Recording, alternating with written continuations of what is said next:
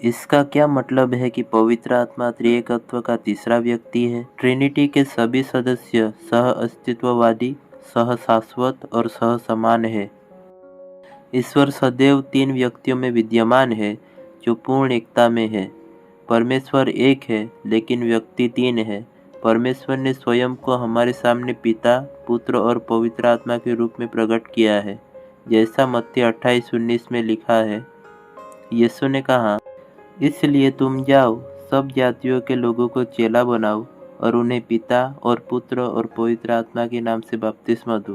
पवित्र आत्मा को अक्सर त्रिएकता में तीसरा व्यक्ति कहा जाता है क्योंकि मत्ती 28:19 में उसे तीसरे स्थान पर सूचीबद्ध किया गया है और उत्पत्ति में 1 अध्याय 2 आयत में भी उसे तीसरा व्यक्ति दर्शाया गया है।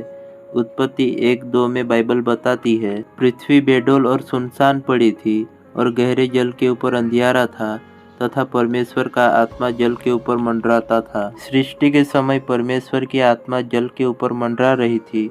बाद में प्रभु की आत्मा एक विशिष्ट कार्य पूरा करने के लिए एक व्यक्ति पर आएगी। उदाहरण के लिए न्यायियों में सिमसोन पर आती थी। हालांकि इन संदर्भों में पवित्र आत्मा को परमेश्वर के आत्मा के रूप में समझाया गया है। जब तक प्रभु यीशु पृथ्वी पर नहीं आए थे तब तक हम ट्रिनिटी को समझना शुरू नहीं करते हैं। पिता पहले व्यक्ति ने दूसरे व्यक्ति पुत्र को भेजा। हालांकि पुत्र यीशु ने कहा, जब वह पिता के पास जाएगा तब वह तीसरा व्यक्ति पवित्र आत्मा को भेजेगा जो परमेश्वर था।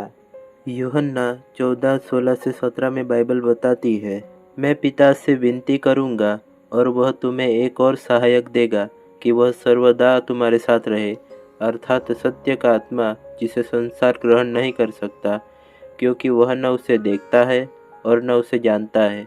तुम उसे जानते हो क्योंकि वह तुम्हारे साथ रहता है और वह तुम में होगा।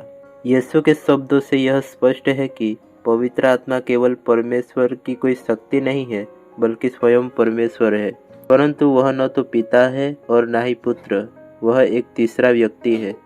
जब ईसाई ट्रिनिटी के व्यक्तियों के संबंध में पहले, दूसरे और तीसरे शब्दों का प्रयोग करते हैं तो वे यह सुझाव नहीं दे रहे हैं कि ट्रिनिटी के विभिन्न व्यक्ति दूसरों की तुलना में अधिक महत्व रखते हैं। प्रत्येक व्यक्ति समान रूप से महत्वपूर्ण है।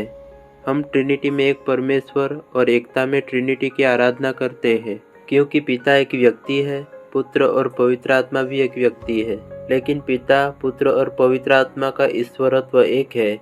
तीनों महिमा में एक और महिमा में सह सनातन है और इस ट्रिनिटी में कोई भी पहले या बाद में दूसरे से बड़ा या छोटा नहीं है, लेकिन तीनों व्यक्ति अपने आप में सह समान और सह सनातन है और इसलिए हमें एकता में ट्रिनिटी और तीन व्यक्तियों में एक परमेश्वर की आराधना करनी चाहिए। क्योंकि परमेश्वर का अस्तित्व एक है और तीनों व्यक्ति सह समान है, लेकिन जैसे परमेश्वर ने अपने आप को हमारे सामने प्रकट किया है, जैसे वह हमारे साथ बात करते हैं, उससे यह पता चलता है कि ट्रिनिटी में प्रत्येक व्यक्ति ने कुछ भूमिकाएं निभाई है। जैसे कि आत्मा पुत्र की ओर ध्यान आकर्षित करता है, जैसे यूहन्ना 14:16 में लिखा है, मैं पिता से विनती करूंगा और वह तुम्हें एक और सहायक देगा कि वह सर्वदा तुम्हारे साथ रहे। और पुत्र पिता की ओर ध्यान आकर्षित करता है, जैसे यूहन्ना 14:13 में लिखा है, जो कुछ तुम मेरे नाम से मांगोगे वही मैं करूंगा कि पुत्र के द्वारा पिता की महिमा हो। इस अर्थ में भी पवित्र आत्मा तीसरा है। आमीन।